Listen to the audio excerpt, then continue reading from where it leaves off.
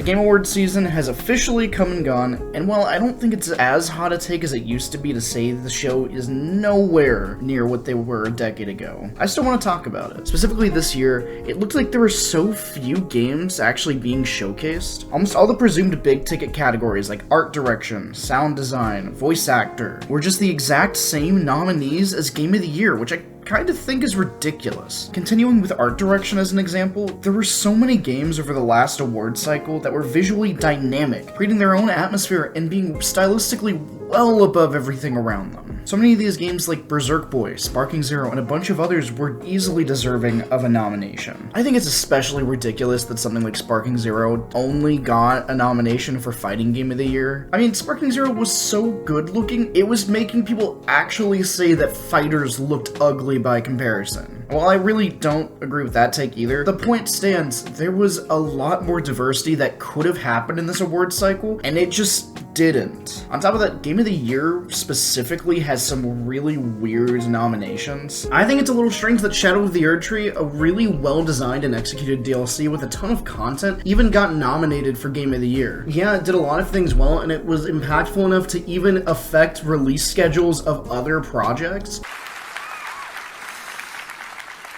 アーリーアクセス、本当はもう1週間前にしたかったんですけど。So with this early access start date, we actually wanted to start it a week earlier. Elden Ring DLC. But at the end of the day, it was just a DLC. I remember hearing back as recently as 2020 that remakes and DLC were not gonna be in contention for Game of the Year unless they were so wildly different from their source material that it facilitated it. I remember specifically when Remind came out, people were constantly telling me about that. I didn't ask them that. I never said Remind should have been there, but people just assumed. Like, let's be honest, a lot of games got snubbed this year, and a lot of games that were nominated really should not have ended up in the categories they were put in. But I guess Jeff wants Elden Ring to be Game of the Year again, so fuck the rules, I guess. It really makes me upset because aside from those titles, the rest of the nominations are pretty inoffensive. I mean, we've got the game that looks so graphically intensive it kind of starts to be ugly again. We've got the standout indie game, the Souls-like people were talking about, and the best looking, best sounding RPG of the year. But with the context of everything else that came out, it feels a little hollow. I think this year's Game Awards was especially, and I'd even say arbitrarily hard on the indie scene this year. Like, yeah, Balatro is in contention for Game of the Year, and it's the one I personally voted for out of the nominations that were available. It was easily one of the most addicting, accessible, and easy games to play out of the entire year. And I'm not leading up to say that it shouldn't have been considered over something else, but it definitely shouldn't have been the only game in the running for Game of the Year. So while Jeff is busy pushing the most by-the-numbers, generic video game showcase since last year's Game Awards, I really want to take some time to focus on one of those games that I think got snubbed. A game that takes a pre-established formula and does its own thing with it. A game that, despite being visually stunning, well-written, and having stuck with me after I played it, got 0 committee nominations this year. I want to talk about my personal Game of the Year,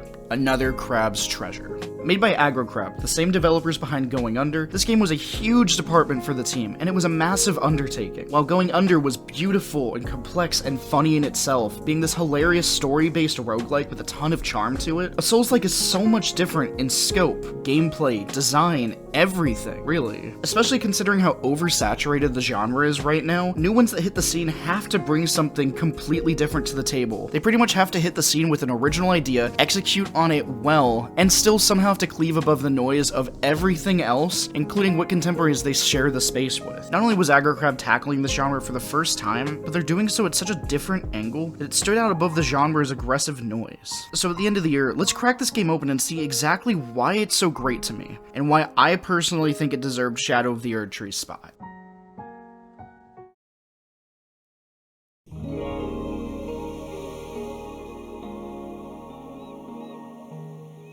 What word comes to mind when you think of the Earth?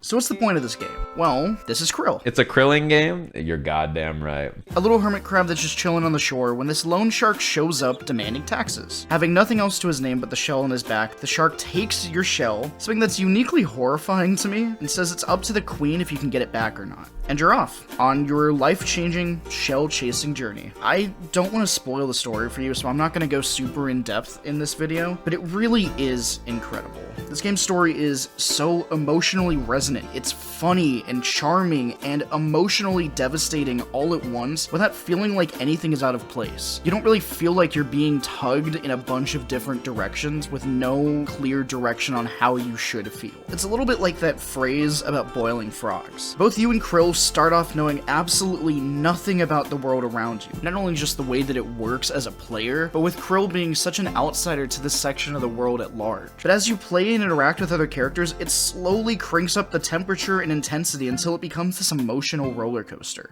One of the earliest examples of this is when you do find that previously mentioned queen, and you realize people love trash here. Like, to a degree that it actually becomes pretty concerning. And not only are you as the player noticing this, but Krill does as well. It makes Krill noticeably uncomfortable seeing people basically dumpster diving, using old wrappers as food, finding homes in pieces of junk that have sunk to the bottom, and it really gives you a sense of perspective on just where things might be headed. It really sells this idea that it doesn't matter what part of the ocean you came from, you're an outsider in a foreign land.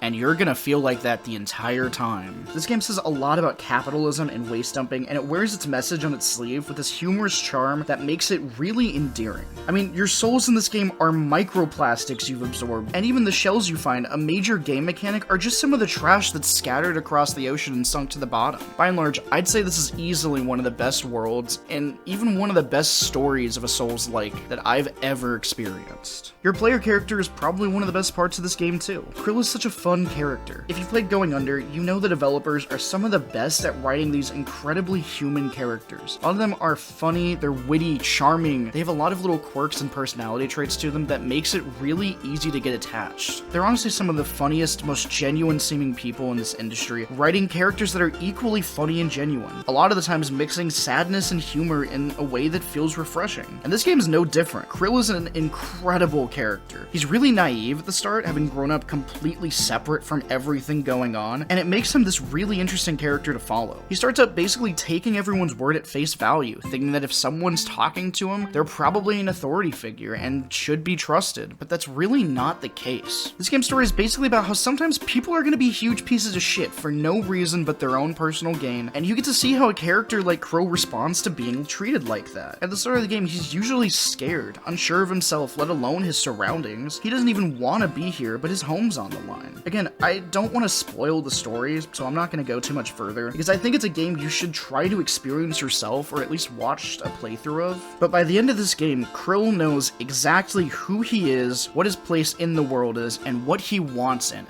Considering most Souls-likes and even official Souls games don't even attempt this kind of characterization for their main player character, it's probably the most welcome part of this game, if I'm being honest. That's not to say Krill outshines the rest of the cast either. Just like a traditional Souls game, the cast of characters you'll be interacting with are small and intimate, and it works just as well. Pretty much every character you're interacting with has something interesting to say, a different perspective that no other character has. Some characters have kids in this world, some characters have been here for a really long time, others don't really see a problem with the capitalist nature they live under, while not actually being in a position that they deal with the consequences of it. Having lived in this environment, they all have their own takes on what's going on, and it really fleshes out this world. You get to see pretty much the whole spectrum of what someone would think living in a world like this. And more importantly, you get to see Krill come out of his shell as a result of it too. All of this is, of course, sold by some incredible voice acting too. And I'd even argue it's some of the best this entire genre has to offer. Visually, this game looks incredible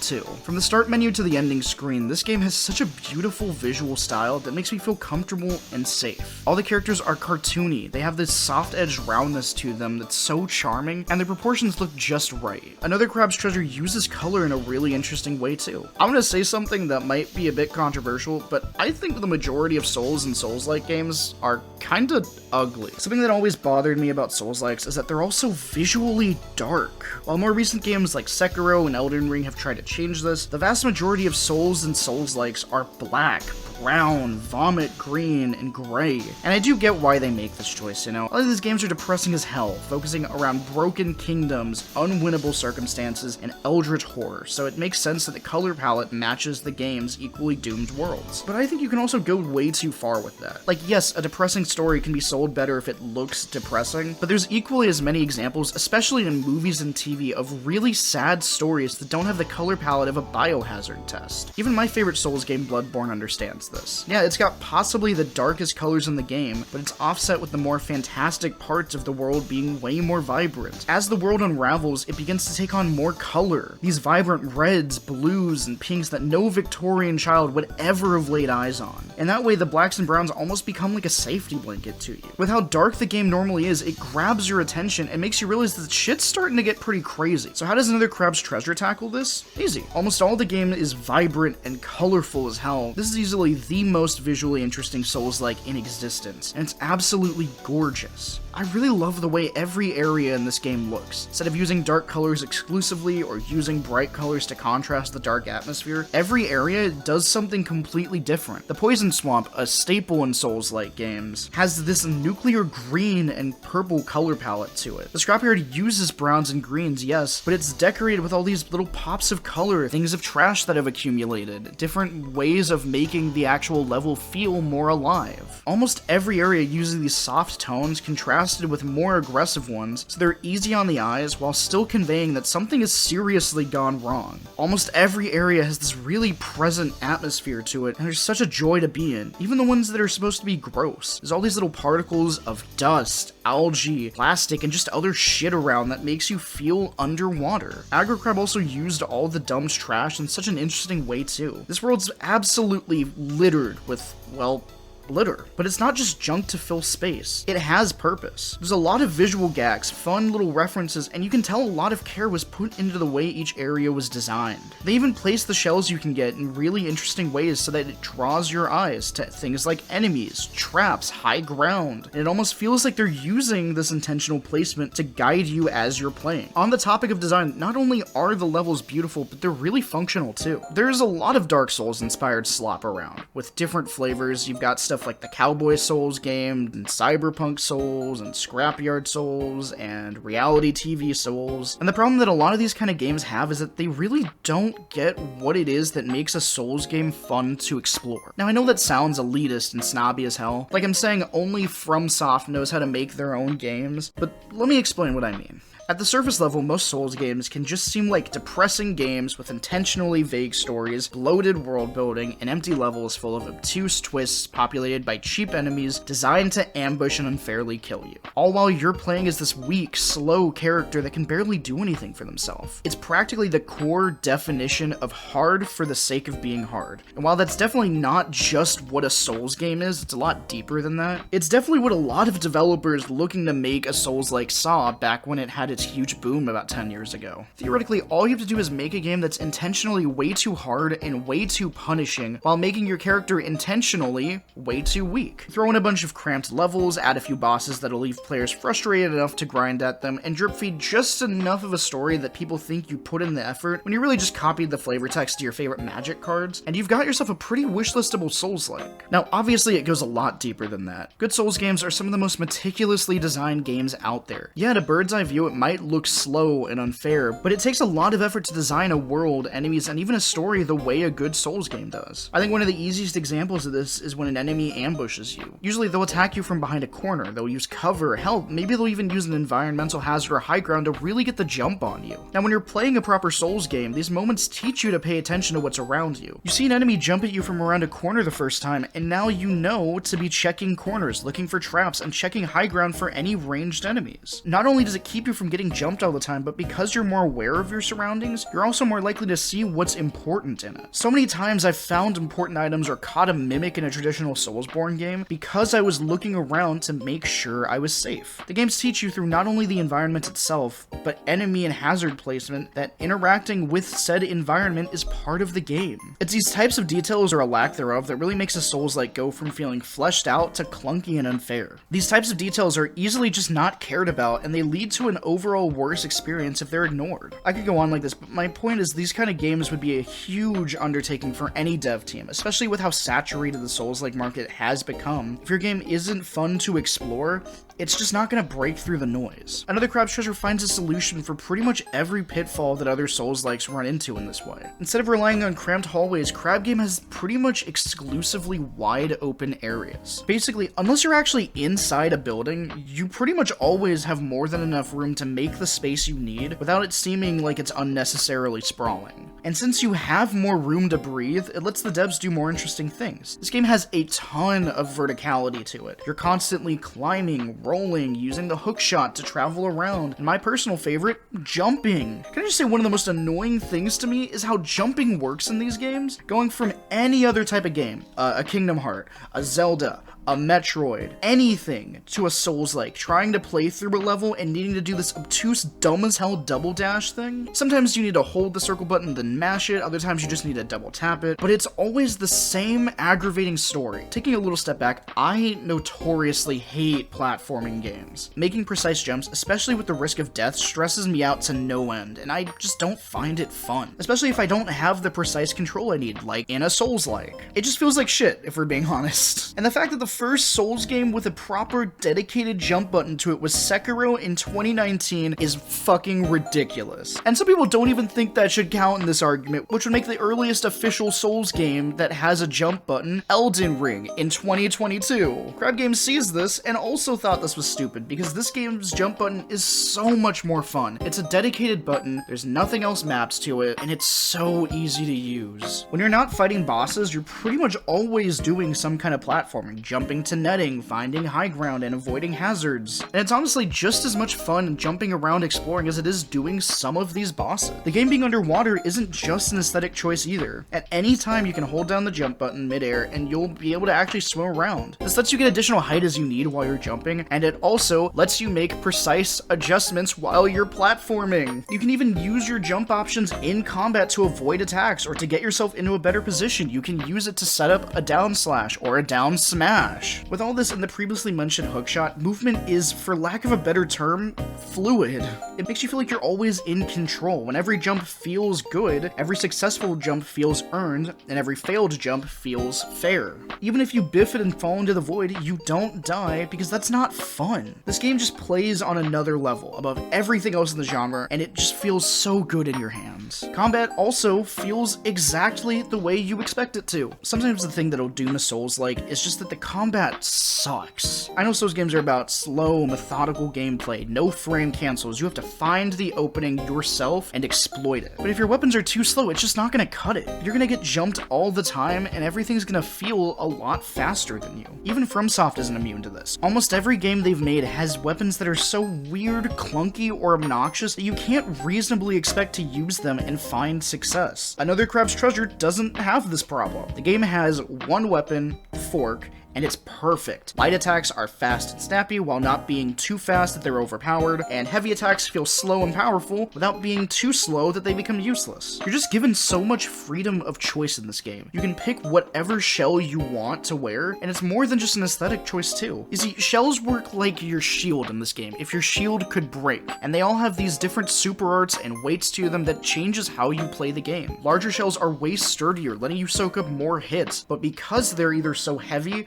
or so big, they make dodging attacks harder. On the other hand, smaller shells give you a way faster dodge, and they usually have better super arts to them, but they're much more fragile. This lets you decide exactly how you want to approach combat, and there's tons of options there. I wasn't the biggest fan of the block button in this game, so I naturally gravitated to the lighter, small, and medium shells, and my favorites were the abilities that gave me additional mobility, like the Lego Bricks Shoryuken, or helped me control space, like the Soda Can's Carbonation Attack, or the Shotgun Shell's Explosion. I didn't even realize till I was watching GDQ this year that the Solo Cup with its Drunken Fist buff was crazy good. It basically doubles your damage, and you wouldn't have noticed that unless you tried using it. There are tons of possibilities with how shells work and the way that you mix and match them to set your own build and your own playstyle, and it feels really freeing to do what you want with them and have it work exactly as you expect. There are tons of possibilities that go even beyond shells too. You can make your fork into a heavy weapon at any time later in the game, which ended up actually actually being my favorite way to play it. Being this high mobility, dragon punching, sledgehammer wielding Crab of Doom was easily the most fun I had playing a game this year, and I had a better experience with another Crab's Treasure than across any Souls game, FromSoft or not. At the end of the day, when I look back at this incredible year in gaming, this is the one game I loved above everything else. It does have its issues, I will say though. Collision can be pretty weird at times, especially if you're trying to do air combat, and I don't know if it's all the dust particles or just an optimization thing, but this game runs my PC really hot. Like hot enough that the power cord can actually burn me while I play it. But honestly, those are pretty small issues to me. There's tons of other builds I want to try, outfits I still have to find, and I just want to explore this world again. It's fun being in this underwater world. I easily think this game could have taken the spot for Game of the Year that Shadow of the Erdtree has, and even if not, there are so many categories that should have at least been considered for. The art direction is head and shoulders above so many of the game's contemporaries. The music and sound design are incredible. Actors like Zoe LeFou, I apologize if I mispronounced that, as Krill are deserving of praise. The RPG and action elements are so good, I'd say it puts it in contention for either category, and it has some of the most effortless, coolest accessibility features in the industry. I'm serious, if you like anything you've seen in this video but are worried about not liking Souls games, I totally get it, and I encourage you, try this game out. I really don't like Souls games that much. I also think they're really clunky, usually pretty slow, and they're a little bit too punishing for my tastes, but this game has a ton of accessibility features that lets you try it out your way. Anytime you want, you can open the menu and tweak whatever part of the game that's frustrating you, if it's a little bit too hard, or a little bit too easy. You can tweak both damage you deal and take up and down independently, adjust iframes, shell health, you can even make it so you don't lose cash when you die, something that I absolutely did because I hate losing my cash when I die. Hell, if you want to blaze through this game, you can just give Krill a gun and let hilarity ensue.